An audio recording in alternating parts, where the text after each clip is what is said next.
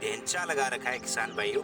ये हरी खाद के रूप में काम करता है। ज़मीन में इसको उगाने के बाद दबा दिया जाता है, पूरा का पूरा समतल कर दिया जाता है ज़मीन को। ये हरी खाद के रूप में काम में आता है।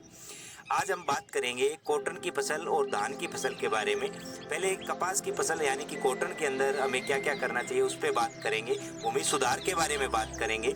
तो किसान भाइयों, कपास की फसल में अभी कुछ किसान भाई दूसरी सिंचाई करने वाले हैं और कुछ किसान भाइयों ने पहली सिंचाई अभी करनी है। हमें कपास की फसल में मुख्य कुछ चीज़ों का विशेष ध्यान रखना है जिससे हमारा उत्पादन ज़्यादा हो और खर्च भी कम आए। किसान भाइयों, डीएपी के बारे में उपयोग कैसे करना है ये हमने पिछले वीडियो में आपको बताया था कि डीएपी का उपयोग हमें कैसे करना है। किसान भाइयों, पहली जो सिंचाई किसान भाई देरी से करते हैं, काफ़ी देरी से करते हैं, उसमें एक फ़ायदा रहता है। मैंने पिछले वीडियो में बताया था कि पहली सिंचाई जितना हो सके लेट करें। ये आप जो पौधे की जड़ें देख रहे हैं, पहली सिंचाई में जितना पानी लेट लगाएंगे उतनी पौधे की जड़ें गहरी जाती है। ये पहली सिंचाई लेट हुई है। ये थोड़ा ये देखेंगे, आप दोनों का फ़र्क देखेंगे जड़ों का। तो मैं आपके दोनों पौधे दिखाता हूँ जिसमें जल्दी सिंचाई कर दी गई और दूसरे में अभी तक सिंचाई नहीं की गई। ये देखिए, आप जड़ों का फ़र्क देखिए। इसमें पहली सिंचाई जिसमें अभी तक नहीं की गई है उसमें जड़ें ज़्यादा गहरी गई है पौधे की। लेकिन हमें इसमें एक बात ये भी ध्यान रखना होगा किसान भाइयों कि पहली सिंचाई में इतनी देरी भी नहीं करनी है हमें कि पौधा की हाइट कम हो पौधे की और फ्लोरिंग ज़्यादा ले ले। इस बात का भी ध्यान रखना है। बहुत ज़्यादा देरी नहीं करनी है, लेकिन पहला पानी हो सके उतना लेट लगाएं, लेकिन इतना ज़्यादा लेट नहीं लगाएं कि छोटा पौधा बहुत ज़्यादा फ्लोरिंग ले ले।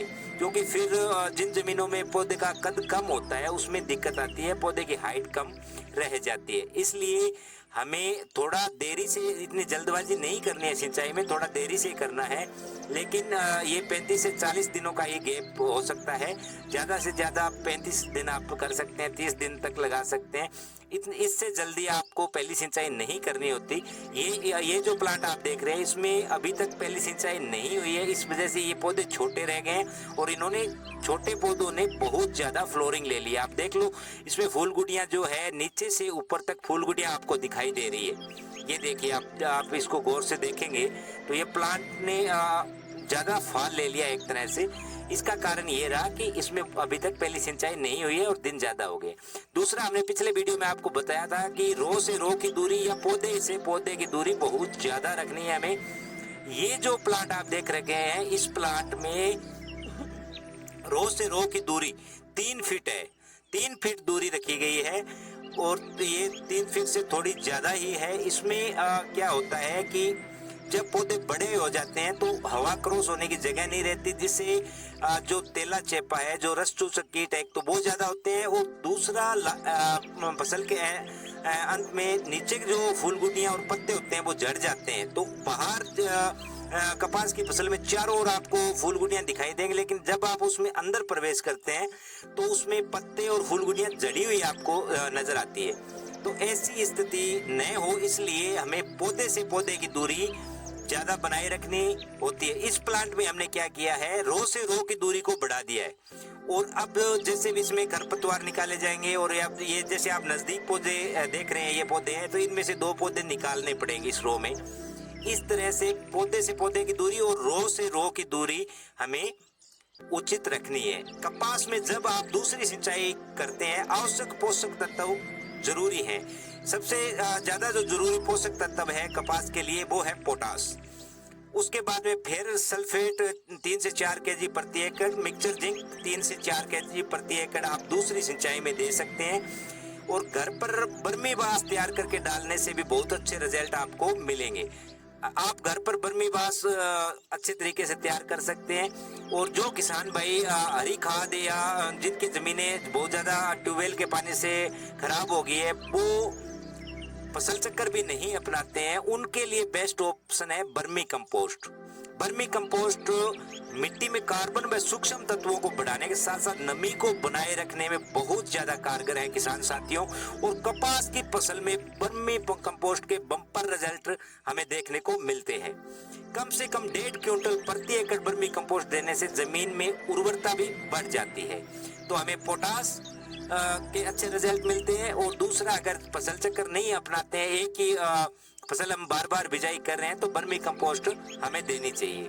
बर्मी कंपोस्ट को हमने लाइव कई बार टेस्ट किया है, पिछले वीडियो में आपको बर्मी कंपोस्ट बनाना भी दिखाया, लेकिन ये 3 महीने से हमने यहाँ पे मिट्टी में मिला के बर्मी कंपोस्ट धूप में डाल दिया था। और अब 3 महीने बाद जब हम इसको चेक कर रहे हैं, तो ये नमी जो है, जमीन के अंदर की जो नमी है, ये देखिए बिल्कुल मिट्टी अभी तक गिल्ली है, इसकी नमी खत्म नहीं हुई, इसलिए बर्मी कंपोस्ट के अच्छे रिजल्ट आते हैं। आगे ध्यान रखने वाली बात कपास में ये है किसान भाइयों, कुछ किसान साथी सिलर या मशीन लगाते हैं खरपतवार के लिए या जमीन को में पोलापन रखने के लिए, उसमें ज्यादा गहरे सिलर नहीं लगाने हैं अपने को। सिलर बिल्कुल नाजुक लगाएं ताकि जमीन के ऊपर की जो पपड़ी है वो टूट जाए, और ज्यादा गहरे लगाने से हमें नुकसान होता है। और ये रोज से रोज जो दूरी बना के प्लांट लगाया हुआ है, इसमें ये मेड बना दी गई है, मेड। इससे भी हमें फायदा रहता है, एक तो सिंचाई करने में बहुत अच्छा फायदा रहता है। एक पौधे की हाइट ज्यादा हो जाती है तो एंड में पौधे नीचे गिर जाते हैं, तो नीचे गिरने की समस्या भी ये मेड बनाने से नहीं आती। तो कुछ फार्मर इस तरह से मेड बना रहे हैं, तो इसमें भी बहुत अच्छे रिजल्ट हमें प्राप्त होते हैं। अगली जो बात है किसान साथियों, कपास की फसल में फोलियर जो स्प्रे करते हैं हम, ऊपर से जो स्प्रे करते हैं, तो उसमें पहली जो स्प्रे है आप 60 दिन के बाद करते हैं लगभग, उसमें एक स्प्रे, पहली स्प्रे ह्यूमिक एसिड की करें। अगर ह्यूमिक एसिड नहीं है तो आप बर्मीवास की कर सकते हैं, और आप ह्यूमिक एसिड घर पर सस्ते में घर पर भी तैयार करके उसकी स्प्रे कर सकते हैं।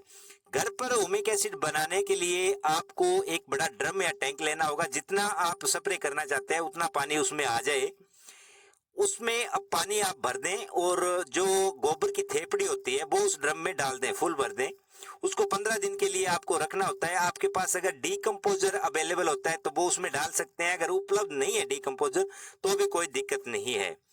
15 दिन तक उस ड्रम को छाया में छोड़ दें, और 15 दिन बाद डंडे की सहायता से दिन में 2 बार 2 दिन उसको हिला लें, फिर छानकर आप उसकी स्प्रे कर सकते हैं। ये करने से आपके कपास की फसल में बम्पर रिजल्ट आपको मिलेंगे। जो किसान भाई ह्यूमिक एसिड घर पर नहीं बनाना चाहते, वो बाजार से लेकर भी स्प्रे कर सकते हैं। नीम का तेल आप इसमें मिला सकते हैं शुरुआत में, ताकि अभी जो रस चूसक कीट आएंगे उनको रोकने में नीम का तेल काफी सहायक होता है। और दूसरा, रस चूसक कीटनाशक जो हम डालते हैं वो कभी भी हमें नरमे के अंदर, कपास में हार्ड या तेज दवाई नहीं डालनी है। इससे क्या होता है, अंत में फसल के पत्तों में पीलापन आ जाता है और पत्ते सूखने लगते हैं, जिससे हमारा उत्पादन भी घटता है और हमें नुकसान होता है। कुछ किसान भाई स्प्रे करते समय फर्टिलाइजर व कीटनाशक स्प्रे एक साथ मिलाकर करते हैं। हमें ऐसा भी कभी नहीं करना है, क्योंकि दोनों दवाइयों के रिजल्ट कम हो जाते हैं। इससे अगली जो बात है, वो कुछ किसान भाई डीएपी व यूरिया का घोल बनाकर भी स्प्रे करते हैं। ऐसा नहीं करना है। डीएपी तो भारी होती है, और ये सोइल एप्लीकेशन है, यानी कि जमीन में डालने की चीज है, तो इसका आपको स्प्रे घोल कर नहीं करना है, इससे भी हमें नुकसान होता है। अगर आप घर पर डीएपी वगैरह का घोल बनाने के बजाय केंचुओं का बेड लगाकर बर्मी बास तैयार कर ले, तो फसल में छिड़काव के लिए बहुत महत्वपूर्ण है। इससे आपको 2-3 फायदे होंगे। पहला तो बर्मी बास में सारे माइक्रोन्यूट्रिएंट्स यानी कि सूक्ष्म तत्व मौजूद होते हैं। दूसरा, ह्यूमिक एसिड प्रचुर मात्रा में होता है, और इसकी गंध से रस चूसक जो कीट है वो भी बहुत कम आते हैं। इसकी गंध इस तरह की होती है कि रस चूसक कीट बहुत कम लगते हैं, तो आप ये कर सकते हैं।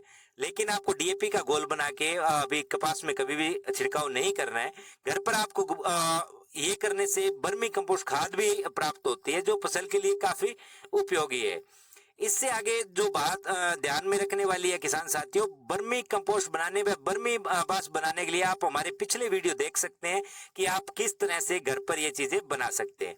आगे आने वाले वीडियो में हम आपको धान, ग्वार व मूंगफली की फसल की महत्वपूर्ण जानकारी देंगे, जिससे उत्पादन बढ़ने के साथ साथ जमीन को भी अधिक शक्तिशाली बना सकेंगे आप।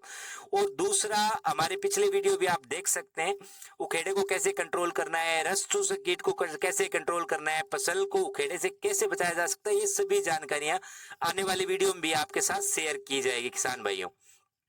किसान भाइयों, ये दूसरी सिंचाई में आपको पोटास, पहली, दूसरी, तीसरी, चौथी सिंचाई तक पोटास देना है। और मैं जैसे कह रहा था, फेर सल्फेट और माइक्रो न्यूट्रिएंट जिंक के भी आपको कपास में अच्छे रिजल्ट मिलेंगे। घर पर आप कीटनाशक कैसे बना सकते हैं, फसल में फूलों को झड़ने से रोकने के लिए आपको क्या करना है, फसल में अधिक से अधिक फूल गुटियां कैसे लगेगी, या एनपीके का प्रयोग कैसे करना है, ये मैं आपको अगले वीडियो में बताने वाला हूं।